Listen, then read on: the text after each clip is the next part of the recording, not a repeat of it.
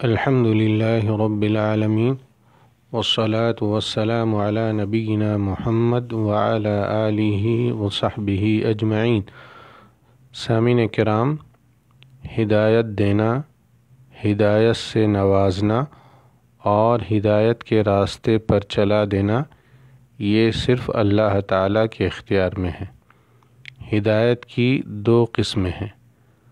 Number 1، ہدایت دلالت و ارشاد، یعنی صراط مستقیم کی طرف لوگوں کی رہنمائی کرنا۔ ہر ایک اللہ کی راہ کی طرف اور سیدھے راستے کی طرف لوگوں کی رہنمائی کر سکتا ہے، اور ہر قوم میں اللہ تعالیٰ نے ہادی ضرور بھیجا ہے۔ اللہ تعالیٰ کا ارشاد ہے وَإِنَّكَ لَتَهْدِي إِلَى صِرَاطٍ مُسْتَقِيمٍ، بے شک آپ سیدھے راستے کی طرف رہنمائی کرتے ہیں۔ سورہ الشورى آیت نمبر 52۔ اللہ تعالیٰ کا ارشاد ہے انما انت منذر ولکل قوم ہاد، آپ تو صرف ڈرانے والے ہیں اور ہر قوم کے لیے ہادی ہے۔ سورہ الرعد آیت نمبر 7۔ اللہ تعالیٰ کا ارشاد ہے وَإِن مِّنْ أُمَّةٍ إِلَّا خَلَا فِيهَا نَذِيرٌ، ہر امت میں ایک نذیر ضرور آیا ہے۔ سورہ فاطر آیت نمبر 24۔ نمبر 2، ہدایت توفیق اور قبول، یعنی کسی بندے کے دل میں ہدایت قبول کرنے کا جذبہ پیدا کرنا، ہدایت پر چلانا اور ہدایت سے نوازنا، یہ اللہ تعالیٰ کے اختیار میں ہے۔ اللہ تعالیٰ کے علاوہ کسی کے اختیار میں نہیں ہے کہ کسی کو اپنی مرضی سے ہدایت یافتہ بنا دے اور ہدایت پر چلا دے۔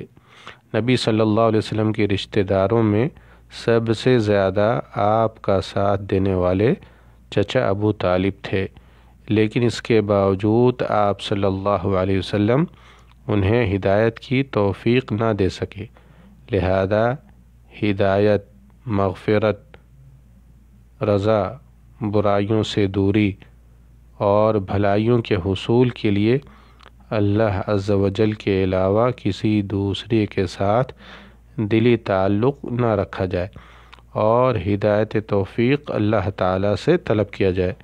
جب نبی صلی اللہ علیہ وسلم کے چچا ابو طالب کا انتقال ہونے لگا تو آپ صلی اللہ علیہ وسلم نے کوشش فرمائی کہ چچا ابو طالب اپنی زبان سے ایک مرتبہ لا الہ الا اللہ کہہ دیں، لیکن ابو طالب قبول ایمان سے محروم رہے۔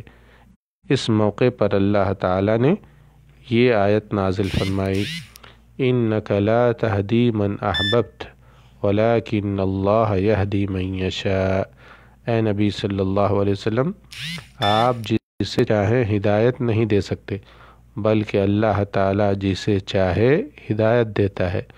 سورہ القصص آیت نمبر 56۔ یعنی ہدایت اسے ملے گی جسے اللہ تعالیٰ ہدایت سے نوازنا چاہے، نہ کہ اسے جسے ہم ہدایت پر دیکھنا پسند کریں۔ واللہ تعالی اعلم، والسلام علیکم ورحمۃ اللہ وبرکاتہ۔